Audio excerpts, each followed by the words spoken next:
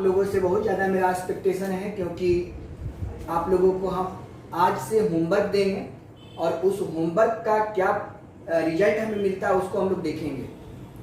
तो वीडियो के साथ साथ मैं आपको ये बता दूं कि जो भी मैं आपको पढ़ा रहा हूं उसका क्वेश्चन भी भेजूंगा, और ताकि मैं जानूंगा कि आप लोग उस पर कितना मेहनत कर रहे हैं। ठीक है, तो मैं आशा करता हूं कि हर चैप्टर का, हर एक्सरसाइज का मैं क्वेश्चन वीडियो के माध्यम से करवा रहा हूं।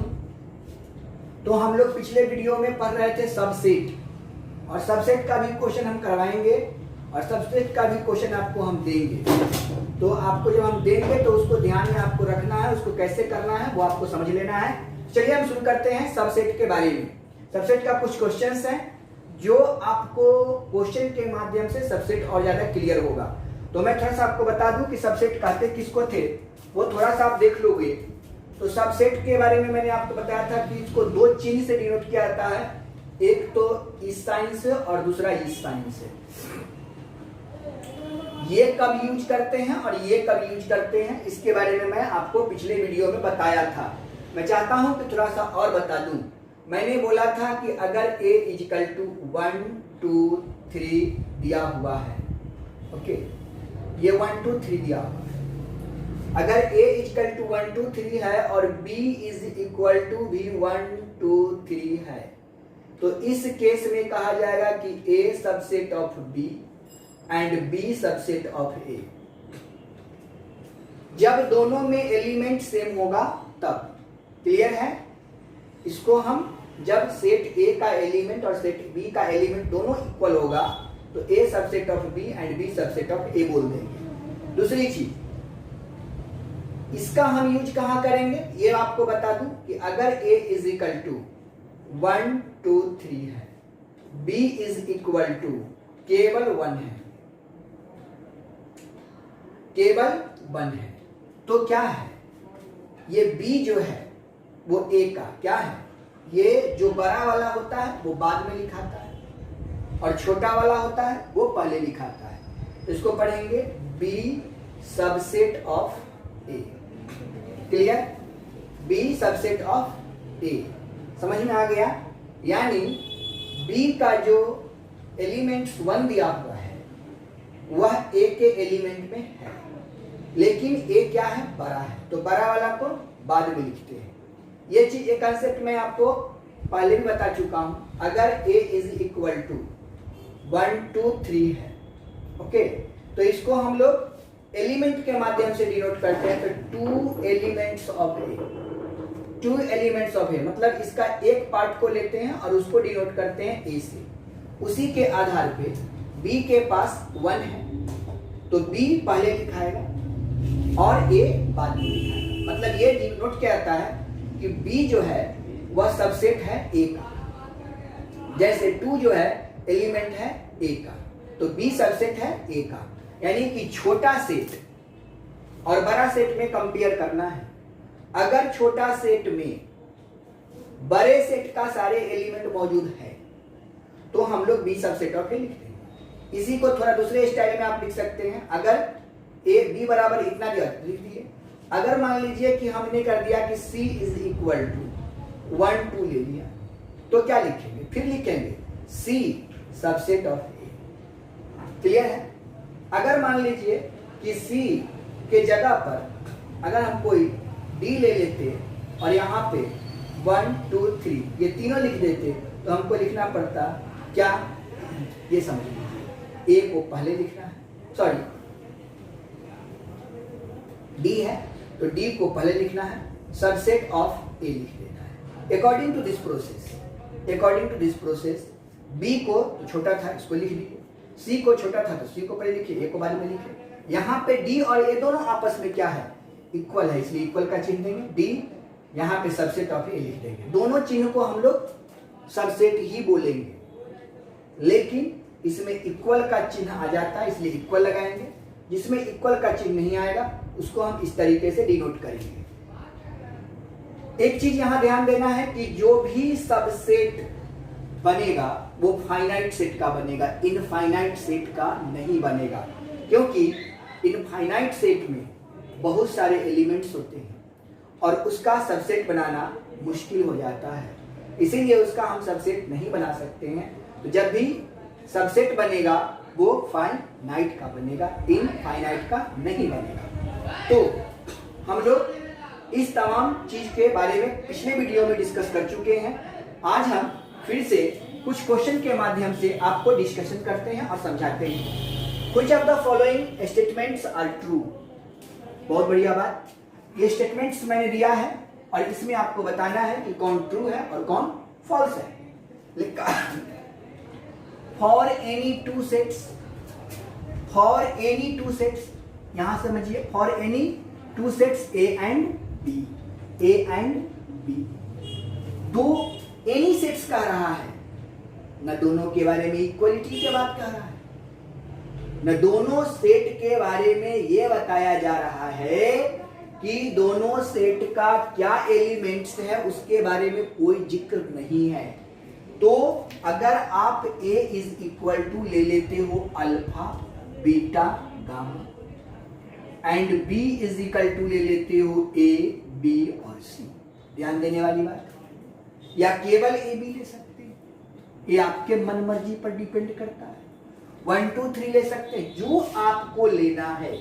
अब इसमें क्या, जैसे तीनों एलिमेंट्स लेंगे तो ये नहीं भाई, इसमें जितना एलिमेंट्स लेना है लेकिन फाइनाइट सेट का लेना है, बी का भी जितना एलिमेंट्स लेना है फाइनाइट का लेना है। दोनों इक्वल हो भी सकता है, नहीं भी हो सकता है, क्योंकि कंडीशन में कहता है for any two sets A and B. चलिए, तो मैंने अपने मन से ऐसा एग्जांपल्स ले लिया। अब कहता है either A subset of B और बी सबसेट ऑफ ए। अब कहता है कि ए जो है सबसेट है बी का, अब बी जो है सबसेट है ए का। भैया कभी संभव है?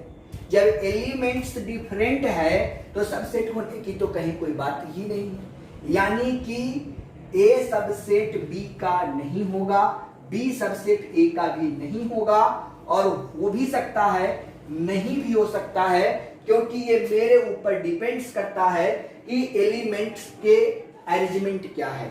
अगर यहीं पे for any two sets, any न लगा के यहां पर लिख देता, कोई सेट का नाम दे देता कि नेचुरल नंबर का सेट ए है और आपका बी भी जो है वह नेचुरल नंबर का सेट है या होल नंबर का सेट है, तो थोड़ा सा विचार किया जा सकता था, क्योंकि वहां सेट का रिप्रेजेंटेशन था।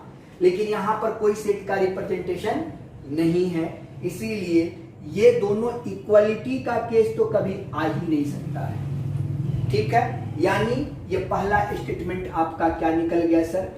फॉल्स निकल गया। रीजन भी आपको मैंने बता दिया, क्योंकि यहां पर फॉर एनी टू सेट्स हैं, अलग अलग सेट्स हैं, तो ये आपका फॉल्स हो गया। सेकंड के बारे में जरा हम लोग देखते हैं। सेकंड जरा देखिए भाई, सेकंड में क्या क्वेश्चन कहा?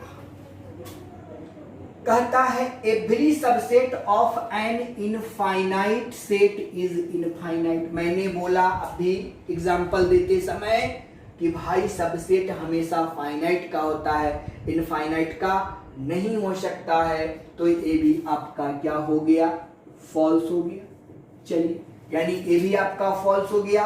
अब तीसरा देखिए, every subset of finite set is finite. Finite का फाइनाइट होता है, इनफाइनाइट का इनफाइनाइट नहीं होता है, क्योंकि हमको पता नहीं है। एक और मैं एग्जांपल्स दूंगा जिसके माध्यम से ये पूरे के पूरे आपको स्पष्ट हो जाएगा। क्लियर है? तो पहले मैं इसके बारे में बता दूं, every subset of infinite finite set is finite, ये बिल्कुल सही है, यानी ये फॉल्स नहीं, ये आपका ट्रू स्टेटमेंट हो जाएगा। अब देखिए, every subset is a proper subset. अब बताइए भाई, सभी सबसेट प्रॉपर सबसेट कैसे हो सकते हैं? प्रॉपर सबसेट कैसे हो सकते हैं? प्रॉपर सबसेट के बारे में आपको हम बताए हैं कि इक्वलिटी का साइन को हटा देते हैं, केवल उसको लिख देते हैं, तो सब सबसेट ऐसा तो हो नहीं सकता है, इसीलिए सभी सेट प्रॉपर सबसेट नहीं हो सकता है, यानी ये भी आपका फॉल्स स्टेटमेंट हो गया। अब देखिए पांचवा, देखिए ए बी डॉट डॉट, तीन गो डॉट रहे तो आप समझिए कि वो इनफाइनाइट सेट है। तो इज एन इनफाइनाइट सेट। अब जरा सोचिए, यहां जो एलिमेंट्स है वो क्या है, रिपीटेड है। कभी भी दो एलिमेंट्स एक साथ एक सेट में मौजूद नहीं हो सकते हैं। यहाँ बी को भी वही हाल देखिए। अब यहाँ पे डॉटेड दे दिया है और ए बी सी का एलिमेंट्स दे रहा है और कह रहा है इज एन इनफाइनाइट सेट। ये भी पॉसिबल नहीं है, यानी ए बी आपका फॉल्स स्टेटमेंट हो गया। आइए, A B C and 1 2 3 are equivalent set. Equivalent set के बारे में पिछले वीडियो में मैंने बताया था कि यहाँ पर कार्डिनल नंबर की बात आ गई थी। तो cardinal number of this set is equal to कितना हो जाएगा, अगर हम मानते हैं कि let A is equal to A B C, then cardinal number of A is equal to 3 and B is equal to हम मानते हैं आपका 1 2 3, hence cardinal number of B is equal to 3। Now cardinal number of A is equal to cardinal number of B, so it is a equivalent set। ये पिछले video में मैंने आपको बता दिया है। This is called true statement, यानी ये आपका true हो जाएगा। चलिए अब देखते हैं, a set can have infinitely many subset। अब बताइए भाई, मैंने तो पहले ही बताया कि सबसेट के लिए इनफाइनाइट होना ही नहीं चाहिए। यहाँ पे इनफाइनाइट लिख दिया तो ऐसे ही आप उसको रॉन्ग कर दीजिए, यानी यहाँ पर भी आपका क्या हो गया, ये फॉल्स स्टेटमेंट हो गया। तो ये सारे क्वेश्चन को आपको हमने बढ़िया से बता दिया है कि क्या कारण था कि ऐसा हुआ। थोड़ा सा हम लोग देखेंगे कि हम लोग सबसेट के इस टर्म को थोड़ा सा वेरीफाई और मैं कर दूं कि आखिर क्या होता है। थोड़ा सा समझ लीजिएगा, बहुत बढ़िया लगेगा। इसके बारे में हम आपको बताएंगे। यहाँ पे हमको देखना है कि अगर यहाँ पे हम एक एग्जांपल लेते हैं कि if a is equal to 1, तो इसका सबसेट ऑफ a जो होगा, number of subset of a क्या होगा, यानी कि a के पास 1 एलिमेंट्स है, तो इसमें सबसेट का जो एलिमेंट्स होगा वो क्या होगा, यानी कि सबसेट आप लिख सकते हो कि subset element of A, subset element of subset element of A, इसी को शॉर्टकट में आप लिख सकते हो सबसेट ऑफ ए। हाँ, तो सबसेट ऑफ ए के बारे में इसको हम ऐसे लिखते हैं, तो ए दिया हुआ तो है सबसेट ऑफ ए कितना हो जाएगा। हमने बताया था कि प्रत्येक सेट का जो सबसेट होता है वो फाई होता है, यानी phi is a subset of all set. तो फाई तो होगा ही, और दूसरा कौन है, 1, यानी फाई भी हो सकता है और 1 भी हो सकता है। चलिए दूसरा एग्जांपल्स मैं आपको ले लूं कि if a is equal to, अगर 1 2 ले लेते हैं तो सबसेट ऑफ a क्या होगा भाई, पहला तो 5 होगा, दूसरा क्या होगा 1 होगा और 2 होगा और 1 और 2 दोनों होगा। जरा गौर करिए, इसके बारे में जरा गौर करिए और आप देखिए कि 5 is a subset of this, बिल्कुल सही बात है। 1 is a subset of a, बिल्कुल सही है। 2 is a subset of a, बिल्कुल सही है। और 1 2 is also subset of a। मैंने बोला था कि इसमें का एलिमेंट्स को हमको ध्यान देना पड़ता है उसके सबसेट के एलिमेंट्स को, अगर मौजूद है तो वो सबसेट है। कम हो सकता है, ज्यादा नहीं हो सकता है, बराबर हो सकता है, दिमाग में फिट रखिए। कम हो सकता है, ज्यादा नहीं हो सकता है, बराबर हो सकता है। तो बताइए, कम है, बराबर है, ज्यादा है क्या, नहीं है, इसीलिए सबसेट्स ऑफ एलिमेंट्स है। तीसरे एग्जांपल्स में मैं बता दूं, if a is equal to 1 2 3 ले लेता हूं। आप देखो कि सबसेट ऑफ a क्या हो सकता है, पहला तो 5 होगा, दूसरा क्या हो सकता है, 1 हो सकता है, 2 हो सकता है, 3 हो सकता है, और क्या हो सकता है 1 2। उसके बाद 2 3, उसके बाद अब देखिए यहाँ पे 1 2 हो गया, 2 3 हो गया, 3 1 तो नहीं है ना, 3 1 भी लिख दीजिए। अब लास्ट कौन बचता है? 1 2 और 3।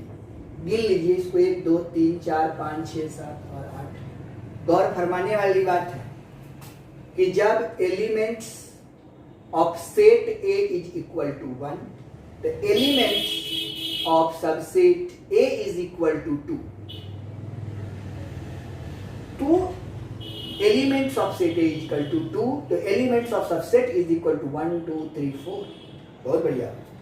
यहाँ से आपको एक कंसेप्ट मिल रहा है, उस कंसेप्ट को हमको आपको बताना है और यहीं से आपका एक थ्योरम तैयार हो जाएगा कि number of elements of subset कैसे निकालते हैं। तो देखो बाबू, बड़ा सिंपल कंडीशन है और वो इनफाइनाइट वाला भी आपको बड़ा सुंदर से समझ में आ जाएगा। इनफाइनाइट वाले के लिए ही हम इसको डिस्कस किए आपके सामने।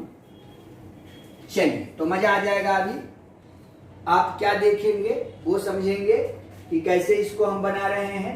थोड़ा सा समझिएगा, बहुत ज्यादा समझने की जरूरत नहीं है। एक चीज आप गौर कीजिए, इस क्वेश्चन को बना रहे हैं उसमें देखिए, जब एक एलिमेंट्स है तो सबसेट की संख्या कितना है भाई? 2। 2 है तो कितना है? 4। 3 है तो कितना है? 8। यानी कुछ हो रहा है क्या? बहुत कुछ हो गया सर। यहाँ तो फॉर्मूला ही फॉर्म होने की चांस लग रहा है सर। यहाँ पर एक टेक्निक निकलने की चांस लग रहा है सर। क्या निकलेगा सर? हम लिखते हैं subset of element, sorry elements of set. इधर क्या लिखते हैं? एलिमेंट्स ऑफ सेट, और इधर लिखते हैं elements of subset. Elements of subset. भाई मोरे, अगर एलिमेंट्स ऑफ सेट ए कितना है? 1, तो लिख दो 1। ठीक है, तो इसका एलिमेंट्स ऑफ सबसेट कितना हो जाएगा? 2 टू दी पावर 1। देखो 2 निकला ना। अब जब 2 निकला तो 2 टू दी पावर 1 लिखेंगे तो क्या फर्क पड़ता है? एलिमेंट्स ऑफ सेट 2, तो elements of subset 2 to the power 2। गौर करो, 2 दूनी 4 है, 4 1 2 3 4। एलिमेंट्स ऑफ सेट 3, तो elements of subset 2 to the power 3। 8 है, गिनो 1 2 3 4 5 6 7 8। कमाल हो गया सर। इसी तरीके से बढ़ते बढ़ते अगर एलिमेंट्स ऑफ सेट n हो जाए तो एलिमेंट्स ऑफ सबसेट कितना हो जाएगा? 2 टू दी पावर n हो जाएगा, और यहां से एक थ्योरम निकल जाएगा। यानी कि अगर आपके अनुसार अगर मैं सेट ए का सेट ए में इज इक्वल टू 1 2 3 4 5 ले लिया, तो पूछूंगा कि सबसेट ऑफ ए का एलिमेंट्स कितने होंगे, तो लिखेंगे 2 टू दी पावर 5 और इसका आंसर लिखेंगे 32 सर। तुरंत बन गया। तो इस थ्योरम से आपको सबसेट ऑफ एलिमेंट्स को निकालना बड़ा आसान हो गया। सर आप तो बोले मैं इसे समझाने वाला हूं, इसे कैसे समझाइएगा? तो मैं तुरंत समझा देता हूं सर, बहुत चिंता करने की बात नहीं है। अब जरा मुझे बताइए कि कहता है कि every subset of an infinite set is infinite. अगर एलिमेंट्स की संख्या इनफाइनाइट हो जाएगा तो नंबर ऑफ सबसेट की संख्या कितना हो जाएगा sir? 2 to the power infinite. और 2 टू दी पावर इनफाइनाइट जो होता है, अगर वह रेशियो के फॉर्म में होता है तो वैल्यू 0 होने लगता है, यानी इनफाइनाइट तो होगा नहीं। इसीलिए ये वैल्यू यहाँ पर वेरीफाई नहीं करता है। तो क्लियर हो गया ये वाली बात, ये टर्म क्लियर हो गई। चलिए, अब हम लोगों को देखना है सबसेट के इस एलिमेंट्स के बारे में हम लोगों ने बढ़िया से देख लिया। अब कुछ और क्वेश्चन है जो मैं आपको बता रहा हूं। तो अब हम लोग जो पढ़ेंगे वो इंटरवल्स पढ़ेंगे, ठीक है। तो सबसेट का कंसेप्ट आपको पता हो गया, और सबसेट का मैं व्हाट्सएप के माध्यम से मैं क्वेश्चन भेजूंगा आपके पास। उस क्वेश्चन को बनाएंगे, नहीं बनेगा तो फिर आपको हम लोग बात करके उसको सॉल्व करेंगे। तो बेटा देखो यहाँ पर इंटरवल, ये इंटरवल भी जो है वह एक सबसेट का पार्ट है। तो कहाँ के पार्ट है सर ये इंटरवल? तो इंटरवल जो देखने को मिलेगा वो कहाँ देखने को मिलेगा? तो ऑन रियल नंबर, ठीक है। तो यहाँ पे ऑन रियल नंबर जो इंटरवल को देखने को मिल रहा है, इस इंटरवल को रियल नंबर के कुछ प्रॉपर्टी के आधार पे इसको 4 भागों में बांट दिया गया। ठीक है, 4 भागों में बांट दिया। सबसे पहला क्या है, यहाँ पे ओपन इंटरवल, ओपन इंटरवल। दूसरा क्लोज्ड इंटरवल,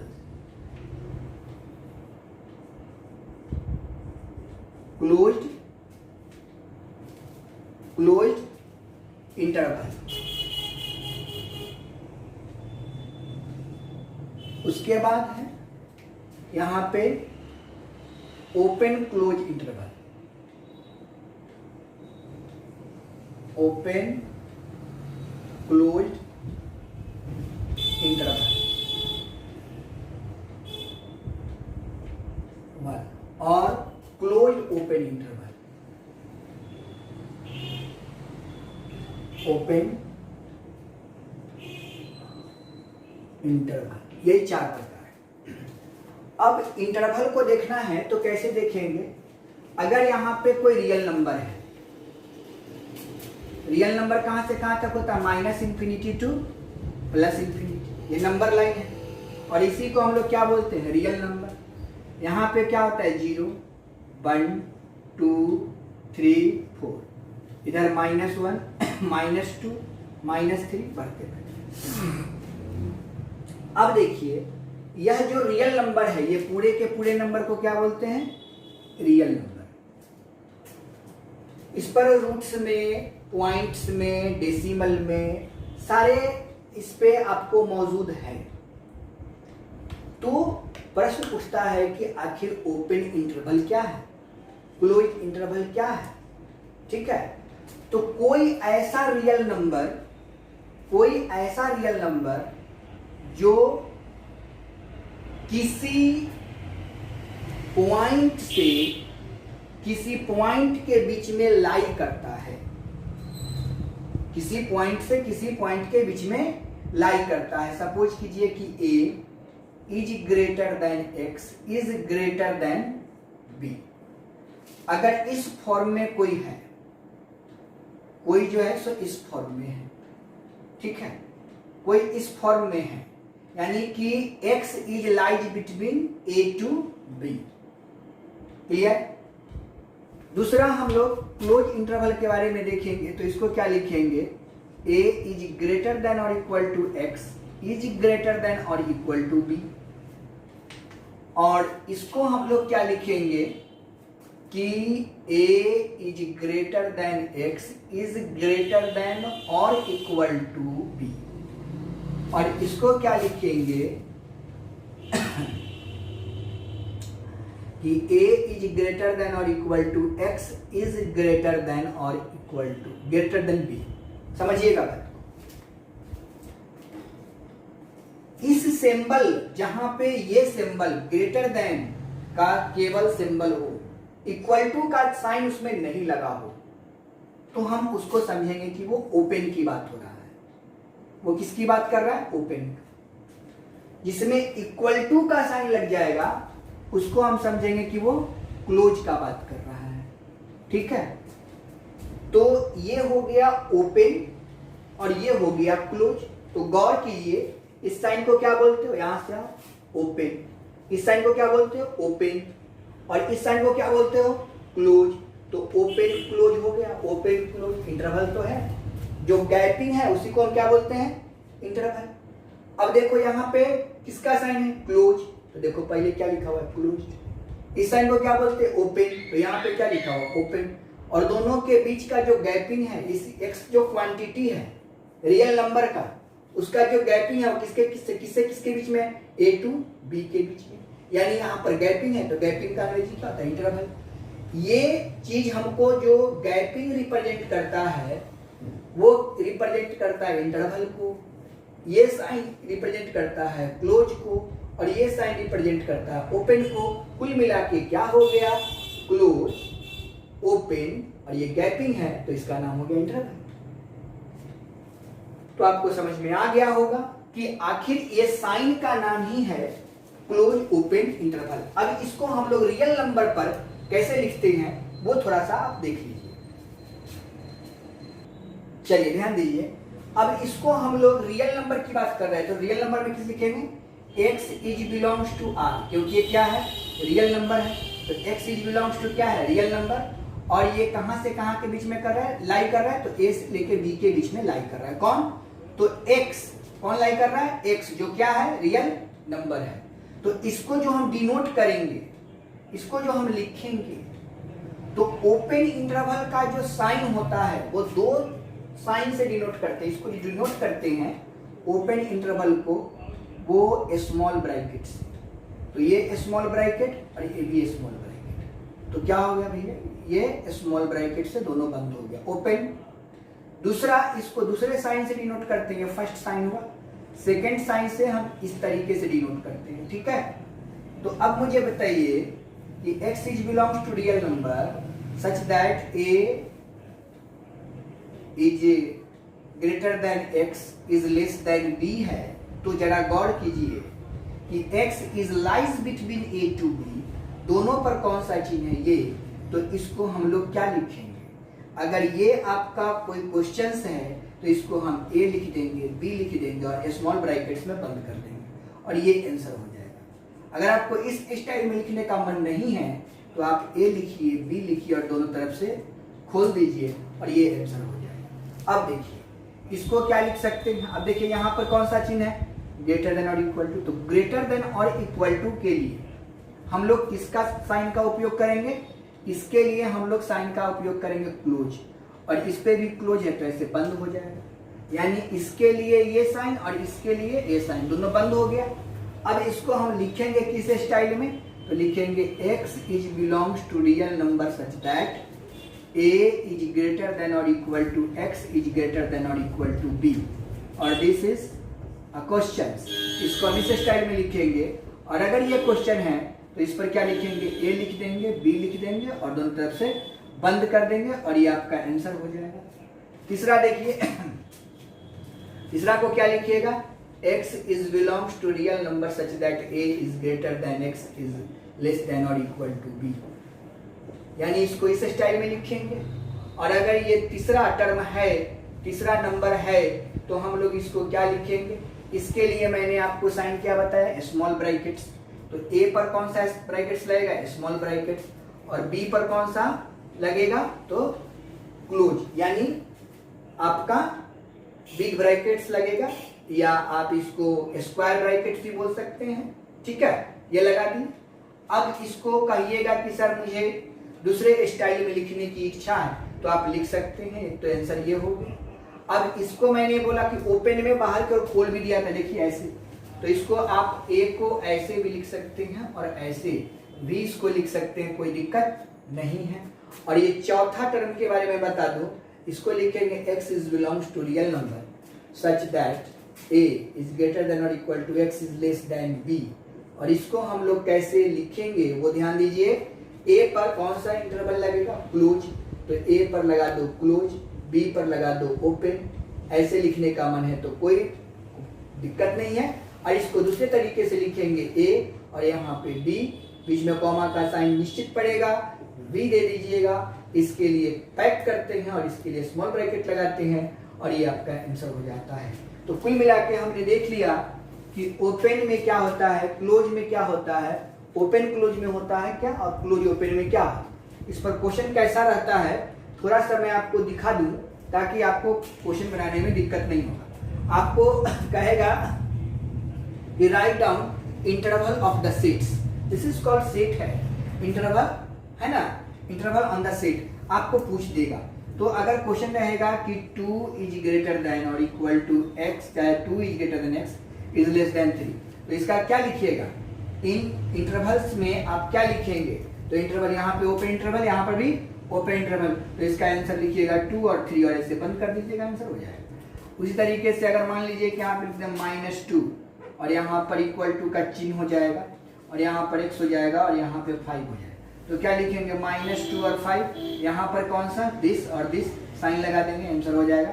इसी तरीके से तीसरा क्वेश्चन रहेगा, आपको कुछ भी लिख सकता है कि 2 दिस 2 दिस यहाँ पर 7, तो यहाँ पर क्या लिखेंगे 2 ओपन 7 क्लोज और ये आंसर हो जाएगा।